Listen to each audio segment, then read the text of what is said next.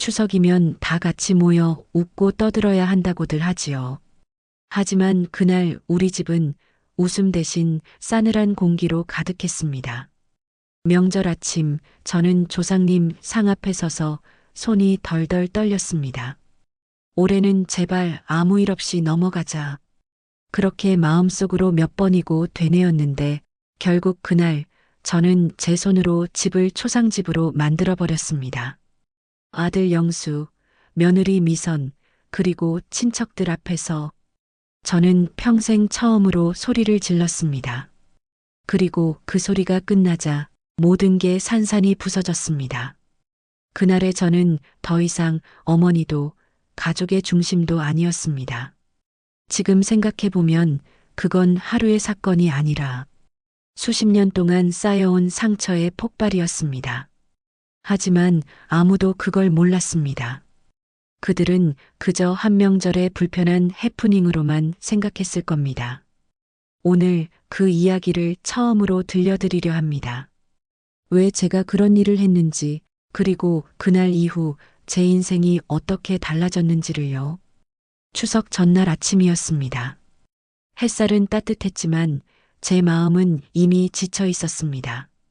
냉장고 문을 여니 며칠 전 사둔 고기며 나물이 꽉 차 있었습니다. 올해는 간소하게 하자. 며칠 전 그렇게 말했는데 결국 장바구니는 또 가득 차 있었죠. 남편 창호 씨가 신문을 덮으며 말했습니다. 그래도 명절인데 손님들 오시는데 빈손일 순 없잖아. 영수랑 미선이도 오는데 체면이 있지. 그 말에 저는 조용히 고개를 끄덕였습니다. 체면이라는 단어가 어쩐지 마음을 찔렀습니다. 나는 언제부터 체면 때문에 이렇게 살아왔을까? 부엌에 불을 켜고 전을 부치기 시작했습니다. 기름이 튀어 손등에 자국이 났지만 익숙한 통증이라 별 감흥도 없었습니다. 부엌 타이머는 새벽 5시를 가리키고 있었고 라디오에서는 오래된 트로트가 흘러나왔습니다. 그 노래가 괜히 눈시울을 뜨겁게 만들었습니다. 점심 무렵 아들과 며느리가 도착했습니다. 엄마 오랜만이에요. 며느리 미선은 고운 목소리로 인사를 했지만 그 눈빛엔 미묘한 거리감이 있었습니다. 어머니라고 부르면서도 그 말끝엔 언제나 벽이 있었습니다. 어머님, 또 이렇게 많이 하셨어요? 요즘은 이렇게 안 해요. 마트에서 사오면 되잖아요. 그 말에 저는 애써 웃었습니다. 괜찮아. 이게 습관이 돼서 그래. 하지만 속으로는 한숨이 났습니다. 내가 하는 모든 일이 이제는 구식이 되어버린 걸까? 잠시 뒤 친척들도 하나둘 모여들었습니다. 사촌 올케, 형님, 조카들까지. 거실은 금세 북적였고 저는 다시 부엌과 거실 사이를 수십 번 오갔습니다. 누가 뭐라 하지 않아도 나는 움직여야 한다는 강박이 몸에 배어 있었습니다. 그런데 이상하게도 그날따라 마음이 유난히 불편했습니다. 며느리 미선은 거실 소파에 앉아 스마트폰을 만지작거렸고 아들 영수는 친척들과 웃으며 술을 따르고 있었습니다. 누군가 며느리도 좀 거들어야지 하자. 미선은 웃으며 말했습니다. 요즘은 남편이 설거지해요. 저는 명절이 쉬는 날이에요. 순간 거실의 공기가 어색해졌습니다. 모두 웃었지만 그 웃음엔 미묘한 냉기가 섞여 있었습니다. 저는 들리지 않는 척하며 부엌으로 몸을 돌렸습니다. 하지만 그 말이 마음속을 깊게 베어버렸습니다. 명절은 쉬는 날이라. 나는 평생 쉬어본 적이 없는데 누군가에겐 그게 쉬는 날이라니. 전 부치는 냄새가 기름처럼 번지며 마음을 답답하게 만들었습니다. 손끝이 떨리고 눈가가 뜨거워졌습니다. 괜찮아. 오늘만 넘기자. 스스로를 다독였지만 그날은 유난히 참기가 힘들었습니다. 저녁이 되어 상을 차리기 시작했습니다.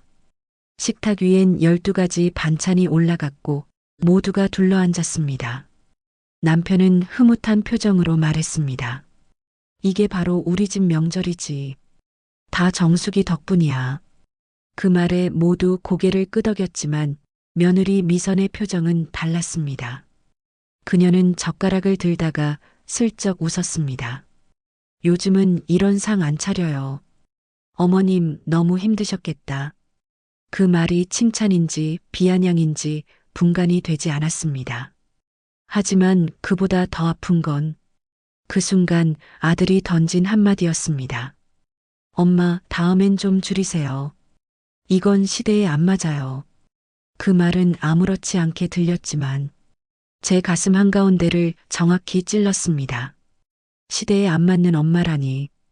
그 한마디가 제 35년을 부정하는 것 같았습니다.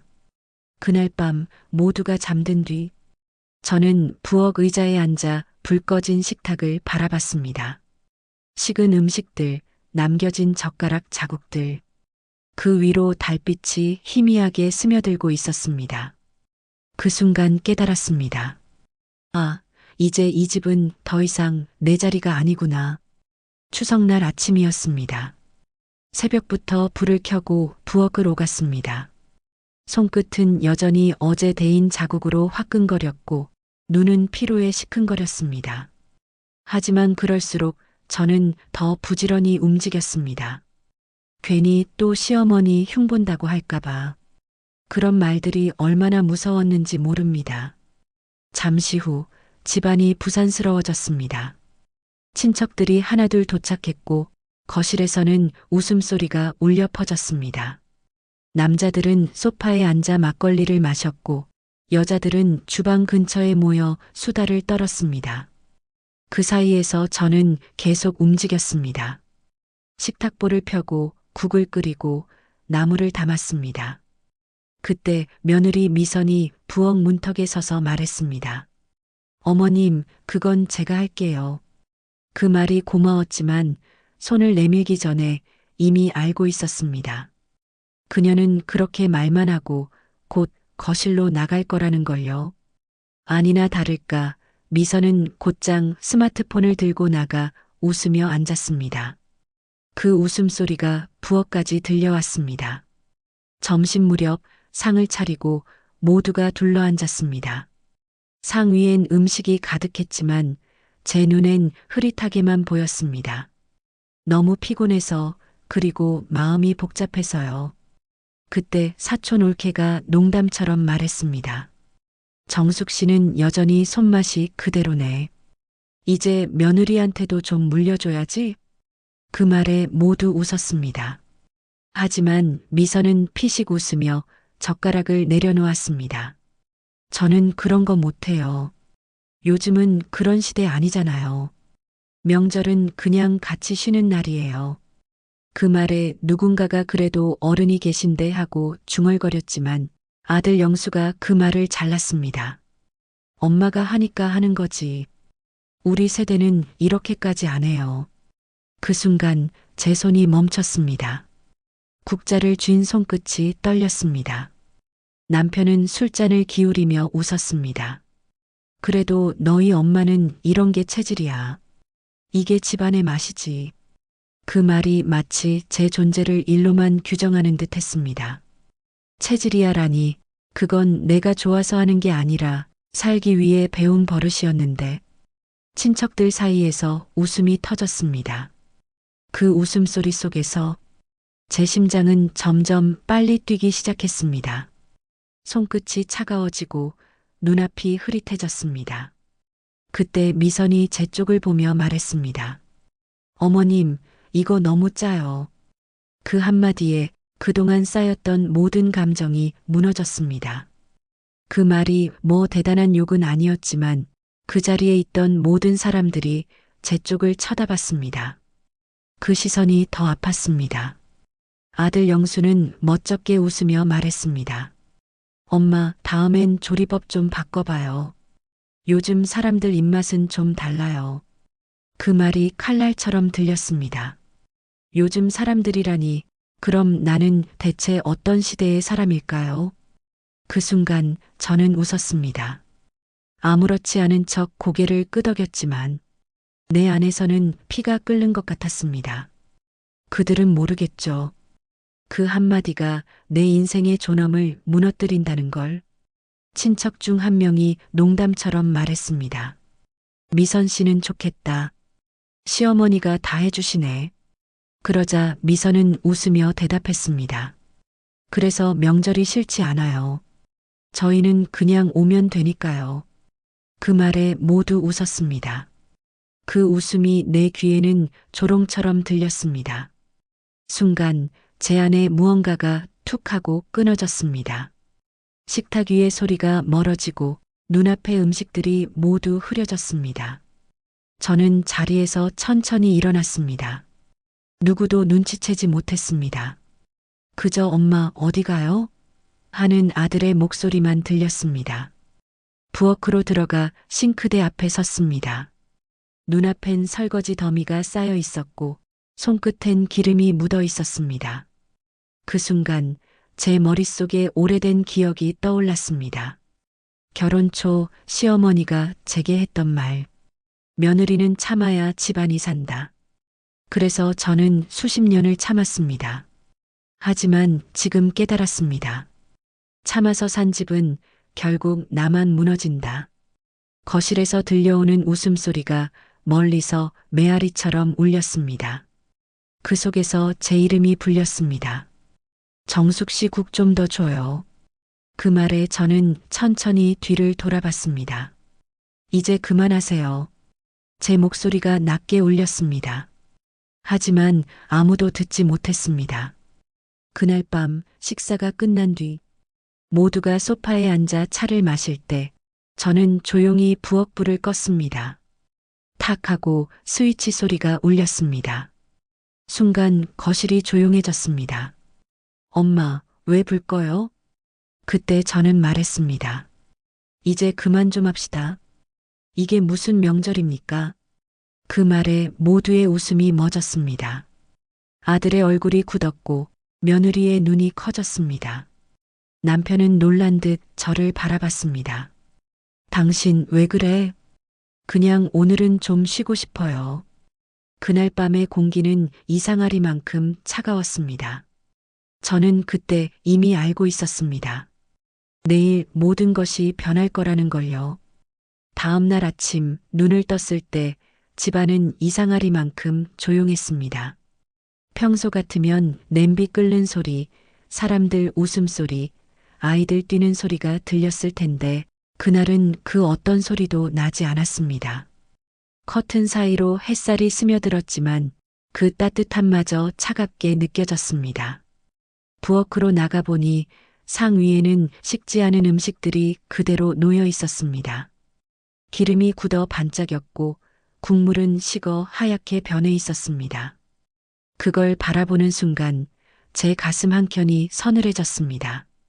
남편 창호 씨가 거실 소파에 앉아 말했습니다. 당신 어제 왜 그랬어? 그 목소리에는 걱정보다는 불만이 섞여 있었습니다. 당신답지 않게 왜 다들 있는 데서 그랬냐고. 저는 대답하지 않았습니다. 대답해봤자 이해받을 수 없다는 걸 알고 있었으니까요. 아들 영수는 제 눈을 피했습니다. 며느리 미선은 여전히 스마트폰을 들고 있었습니다. 그들의 표정엔 미안함보다 불편함이 더 많았습니다. 그게 더 아팠습니다. 내가 이 집에서 뭘 잘못했을까? 그 생각이 머릿속을 계속 맴돌았습니다. 점심이 되어도 아무도 밥을 먹자는 말을 하지 않았습니다.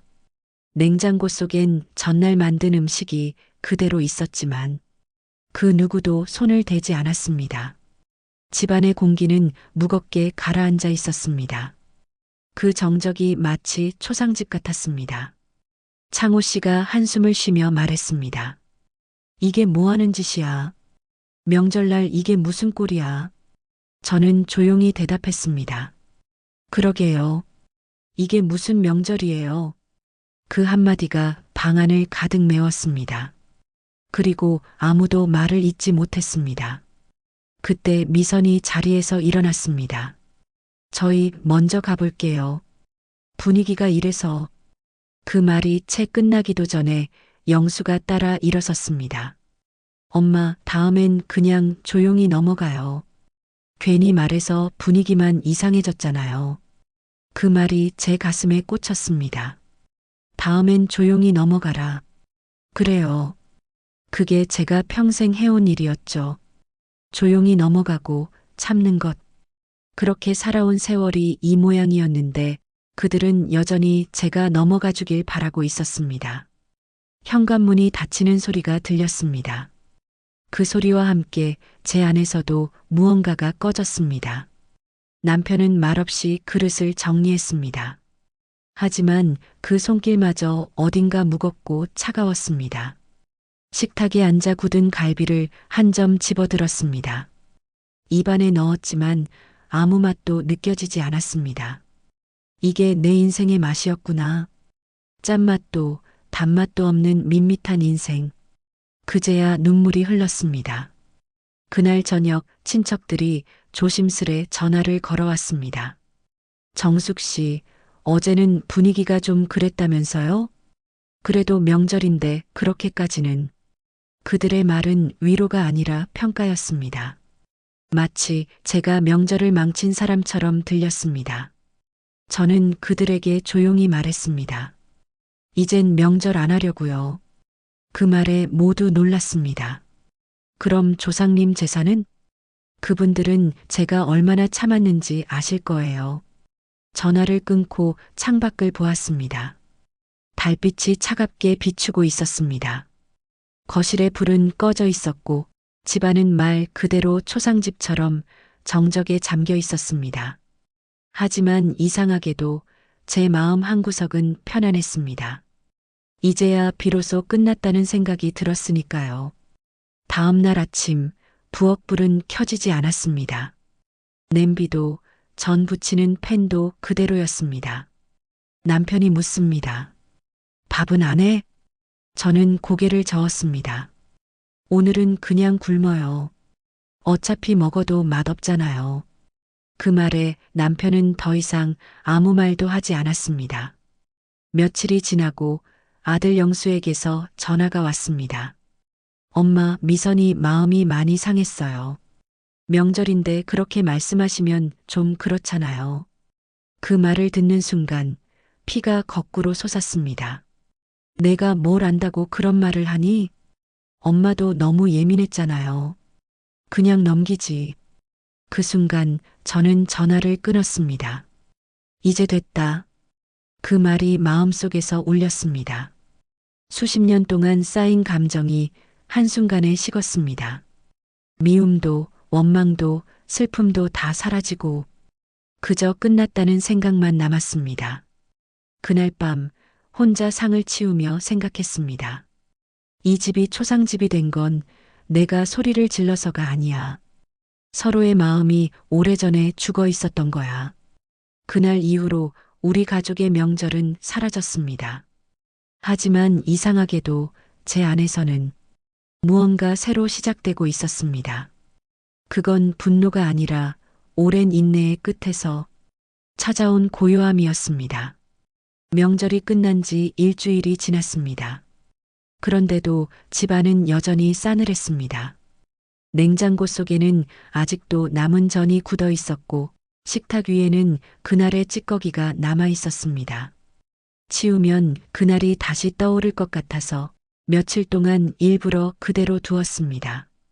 아들 영수와 며느리 미선은 연락이 없었습니다. 남편 창호 씨도 말을 아꼈습니다. 식사 시간에도 서로 눈을 마주치지 않았습니다. 누군가가 숨이라도 쉬면 공기가 흔들릴 것 같은 정적 속에서 저는 매일 저녁 창밖만 바라봤습니다. 이게 가족인가? 문득 그런 생각이 들었습니다. 서로의 얼굴을 보면서도 아무 말도 못하는 사람들. 누가 먼저 말을 꺼낼까 기다리는 침묵만 남은 집. 그게 가족의 현실이었습니다. 하루는 거실 TV에서 부동산 광고가 흘러나왔습니다. 이사, 새로운 시작의 첫걸음입니다. 그 문장이 유난히 크게 들렸습니다. 그 순간 제 머릿속에 어떤 그림이 떠올랐습니다. 그래, 이제 그만 정리하자. 이 집도, 이 삶도, 이 관계도. 다음 날 저는 부동산을 찾았습니다. 집을 좀 내놓으려고요. 중개인은 놀란 얼굴로 저를 바라봤습니다. 이 동네 오래 사셨잖아요. 정말 파시게요? 네, 이제 떠날 때가 됐어요. 그 말이 제 입에서 나올 때 마음속이 시원해졌습니다. 계약서를 작성하면서 펜을 들었는데 손이 약간 떨렸습니다. 하지만 이번엔 두려움이 아니라 확신이었습니다. 이제 이 집의 불은 더 이상 켜지지 않겠구나. 서명한 뒤 저는 천천히 자리에서 일어섰습니다. 창밖엔 바람이 불고 있었습니다. 그 바람이 마치 제 어깨를 두드리며 말하는 듯 했습니다. 잘했어요. 이제 됐어요. 그날 저녁 남편에게 조심스레 말했습니다. 우리 집 팔아요.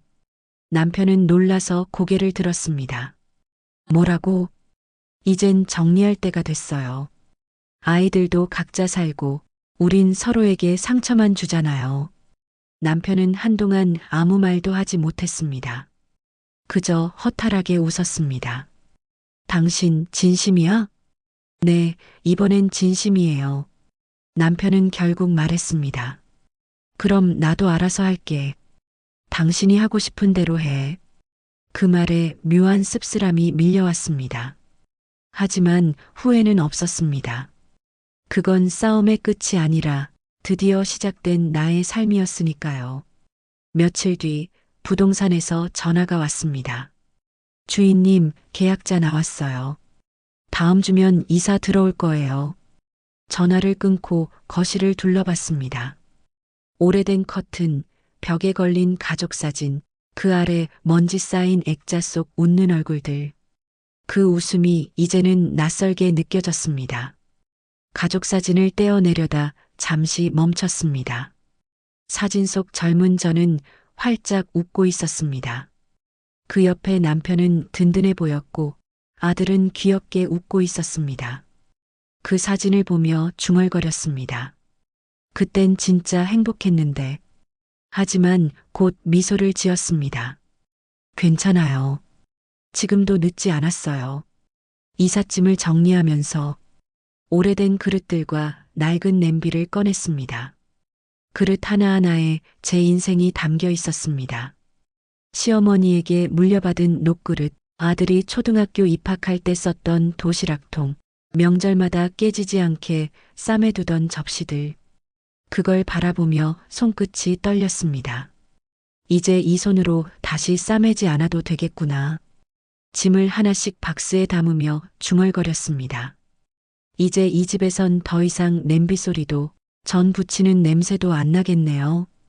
그 말이 조금 쓸쓸했지만 동시에 후련했습니다. 그건 상실이 아니라 해방이었습니다.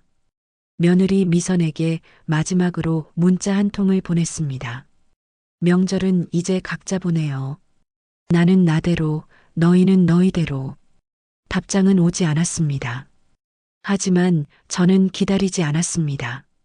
이제는 누가 내 마음을 알아주지 않아도 괜찮았습니다. 내 마음을 내가 이해하기 시작했으니까요. 집을 나서기 전 마지막으로 부엌불을 켰습니다. 그 불빛이 은은하게 번졌습니다. 그 빛 아래서 수십 년을 보냈지요.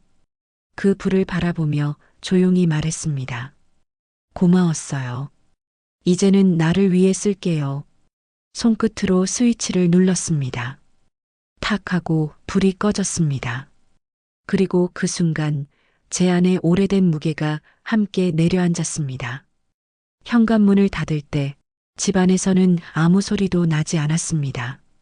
그 조용함이 무섭지 않았습니다. 오히려 평화로웠습니다. 그제야 깨달았습니다. 이제야 진짜 내 인생이 시작되는구나. 잔잔한 내레이션 톤. 집을 팔았다고 해서 과거가 사라진 건 아니었습니다. 하지만 그 집안에 묶여있던 제 영혼이 드디어 풀려났습니다. 그날 저는 처음으로 나를 위해 결심했습니다. 이사를 마친 뒤 처음으로 맞는 명절이 다가왔습니다. 거리에는 벌써부터 송편 광고와 귀성길 뉴스가 흘러나왔습니다. 예전 같으면 시장을 뛰어다니며 재료를 사고 새벽부터 부엌 불을 켜고 기름 냄새에 묻혀 있었겠지요. 하지만 올해의 저는 달랐습니다. 아무도 찾지 않는 조용한 아파트, 그 안에서 저는 혼자였습니다. 부엌엔 더 이상 전 부치는 소리도 남편의 잔소리도 아들의 웃음소리도 없었습니다. 처음엔 그 정막이 낯설었습니다. 냉장고 돌아가는 소리조차 너무 크게 들려서 라디오를 켜놓고 하루 종일 음악을 틀었습니다. 그런데 며칠이 지나자 그 고요함이 점점 편안해졌습니다. 이젠 누가 문을 두드릴 일도 누군가의 눈치를 볼 이유도 없었습니다. 커튼 사이로 스며드는 햇살이 부드럽게 벽을 감쌌습니다. 그 빛 속에서 커피 한 잔을 내리며 저는 문득 이렇게 중얼거렸습니다. 이게 진짜 명절이구나. 추석 아침 알람 소리에 깨지 않고 자연스럽게 눈을 떴습니다. 시계를 보니 9시 반, 예전 같으면 이미 국을 끓이고 있었을 시간이었지요. 하지만 저는 이불 속에서 천천히 몸을 일으켰습니다. 창문을 열자 선선한 가을바람이 얼굴을 스쳤습니다. 그 바람이 마치 제게 말하는 것 같았습니다. 이젠 괜찮아요. 점심쯤 되어 근처 시장을 걸었습니다. 가족 단위로 장을 보는 사람들 틈을 지나며 나는 천천히 발걸음을 옮겼습니다. 누구도 나를 재촉하지 않았습니다. 누구의 장바구니를 들어줄 필요도 없었습니다. 그 단순한 자유가 그렇게 큰 행복일 줄 몰랐습니다. 분식집 앞을 지나며 떡볶이 냄새가 풍겨왔습니다. 갑자기 웃음이 났습니다. 명절날 떡볶이라니 세상 참 바뀌었네. 하지만 곧 깨달았습니다. 그건 세상이 바뀐 게 아니라 내가 드디어 세상을 다르게 보는 거였죠. 시장 한켠에서 작은 화분을 샀습니다. 초록 잎이 싱그러웠습니다. 집에 돌아와 창가에 두고 물을 줬습니다. 그 순간 마음속에 따뜻한 무언가가 스며들었습니다. 이젠 누군가에게 밥을 해주는 대신 이 아이를 키우면 되겠네요. 저녁이 되어 냉장고 문을 열었습니다. 안에는 간단한 반찬 몇 가지와 맥주 한 캔이 있었습니다. 오랜만에 스스로를 위해 상을 차렸습니다. 달걀말이, 김치, 그리고 맥주 한 잔. 식탁 위에는 단 3가지 음식뿐이었지만 그 어느 명절보다 풍성하게 느껴졌습니다. 맥주를 따르며 조용히 웃었습니다. 이제야 내 상을 차리네요. 그 말이 입 밖으로 나왔을 때 눈가가 뜨거워졌습니다. 그건 슬픔이 아니라 안도감이었습니다. 누구의 인정도 칭찬도 필요 없는 상, 그냥 나를 위한 자리. 식사를 마치고 소파에 기대 앉았습니다. 창밖에는 둥근 달이 떠 있었고 달빛이 커튼 사이로 스며들어 방 안을 비추고 있었습니다. 그 빛이 부드럽게 손등에 닿았습니다. 그 순간 지난 수십 년의 명절들이 스쳐갔습니다. 기름 냄새, 웃음소리, 싸움, 눈물. 그 모든 게 이제는 먼 기억처럼 느껴졌습니다. 이제 됐어요. 조용히 속삭이듯 말했습니다. 그 말이 내 안에서 오래 울렸습니다. 정말로 이제 괜찮았으니까요. 잠시 후 휴대전화가 울렸습니다. 화면에는 영수라는 이름이 떴습니다. 한참을 망설이다 전화를 받았습니다. 엄마, 잘 지내요? 응, 잘 지내지. 너는? 이번 명절에 안 오셔서 미선이 좀 서운해했어요. 그 말에 살짝 웃음이 났습니다. 서운할 것도 없지. 이제 각자 명절 보내는 거잖아. 그래도 엄마 혼자 계실까봐 걱정돼서요. 혼자라서 괜찮아. 이제는 그게 좋아. 전화기 너머로 잠시 정적이 흘렀습니다. 그리고 아들이 조용히 말했습니다. 엄마 목소리 예전보다 밝네요. 그 말이 가슴을 울렸습니다. 그래, 나도 이제 웃을 줄 알게 됐거든. 전화를 끊고 다시 창밖을 바라봤습니다. 달빛 아래로 작은 고양이 한 마리가 지나가고 있었습니다. 그 고양이가 제 옛 모습 같았습니다. 조용히 그러나 자유롭게 걷는 모습. 그날 밤 저는 다이어리에 이렇게 적었습니다. 이제 명절은 쉬는 날이다. 누군가를 위해 사는 날이 아니라 나를 위해 존재하는 날이다. 그리고 그 문장 옆에 작은 하트를 그렸습니다. 그건 나 자신에게 보내는 첫 선물이었습니다. 혼자라는 건 외로움이 아니라 오랫동안 잃어버렸던 나를 다시 만나는 시간입니다. 그날 저는 처음으로 명절의 진짜 의미를 알게 되었습니다. 그날 이후로 몇 달이 흘렀습니다. 새로운 동네 생활에도 익숙해졌고, 이젠 마트에서 장을 보면서도 우리 집은 이게 필요하겠다가 아닌 내가 먹고 싶은 걸 사야지라고 생각하게 되었습니다. 그 단순한 변화가 제 인생을 이렇게 다르게 만들 줄 몰랐습니다. 가끔 저녁이면 공원 벤치에 앉아 해가 지는 걸 보았습니다. 하늘이 노을로 물들면 마음이 고요해졌습니다. 누구의 목소리도 들리지 않는 그 시간, 저는 오랜만에 나라는 사람의 숨소리를 들을 수 있었습니다. 그런데 그 평화 속에도 아주 가끔 누군가의 웃음소리가 바람결에 섞여 들릴 때면 문득 아들 영수의 얼굴이 떠오르곤 했습니다. 며느리 미선의 말투, 손자의 웃음소리까지도요. 그럴 땐 가슴 한쪽이 살짝 시려왔습니다. 하지만 예전처럼 미움이나 서운함은 없었습니다. 그저 다들 잘 살고 있겠지 하는 마음뿐이었습니다. 어느 날 오후 문 밖에서 초인종이 울렸습니다. 택배인가? 하며 문을 열었는데 그곳에는 예상치 못한 얼굴이 서 있었습니다. 아들 영수였습니다. 그리고 그의 옆에는 손을 꼭 잡은 미선이와 초등학생이 된 손자 준이가 서 있었습니다. 한순간 심장이 멎는 것 같았습니다. 엄마, 영수가 조심스레 말했습니다. 얼마나 오랜만이었을까요? 그들의 얼굴이 낯설 만큼 오랜 시간이 흘렀던 것 같습니다. 저는 말없이 현관 앞에 서서 그들을 바라봤습니다. 한동안 아무 말도 하지 못했습니다. 그때 미선이 먼저 고개를 숙였습니다.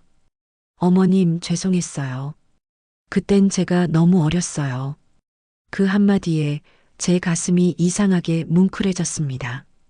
저는 미선의 눈을 바라봤습니다. 그 안에는 예전의 냉기가 아닌 진심이 담겨 있었습니다. 괜찮아요.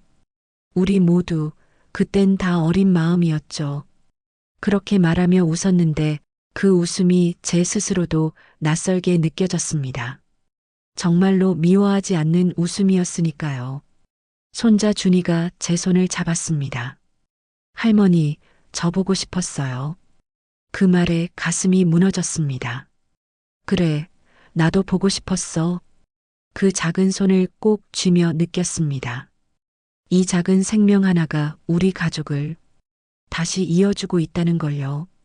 아들은 잠시 망설이다가 말했습니다. 엄마, 집에 다시 오면 안 될까 해요.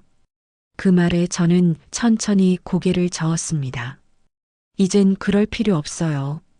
여긴 나의 집이고 너희도 너희의 집이 있잖아요. 그래도 괜찮아요. 이렇게 찾아와 줬으니 그걸로 충분해요. 세 사람은 집 안으로 들어와 차를 마셨습니다. 작은 식탁, 세 잔의 컵, 그리고 따뜻한 공기. 한동안 아무 말 없이 서로를 바라봤습니다. 그 침묵이 이상하게 편안했습니다. 누가 먼저 잘못했는지, 누가 상처를 더 많이 받았는지는 중요하지 않았습니다. 그저 이 순간 다시 마주 앉아 있다는 사실만이 중요했지요. 미선이 조심스레 물었습니다. 어머님, 혼자 계시니까 외롭지 않으세요? 이젠 안 외로워요. 외로움도 사람이랑 같아요. 익숙해지면 나를 괴롭히지 않아요. 그 말에 미선이 살짝 미소 지었습니다. 그리고 고개를 끄덕였죠. 손자 준이가 식탁 위에 있던 화분을 바라보며 물었습니다. 할머니, 이거 이름이 뭐예요? 행운목이야. 보면 볼수록 마음이 편해지는 나무지. 그럼 우리 집에도 하나 키울래요. 그 말에 모두 웃었습니다. 그 웃음소리가 오랜만에 집안을 따뜻하게 채웠습니다. 해가 지고 세 사람은 돌아갈 시간이 되었습니다. 현관 앞에서 미선이 말했습니다. 어머님, 이번 추석엔 제가 전 부칠게요. 그 말에 저는 웃으며 고개를 저었습니다. 그럴 필요 없어요. 그냥 와서 밥 한 끼 먹어요.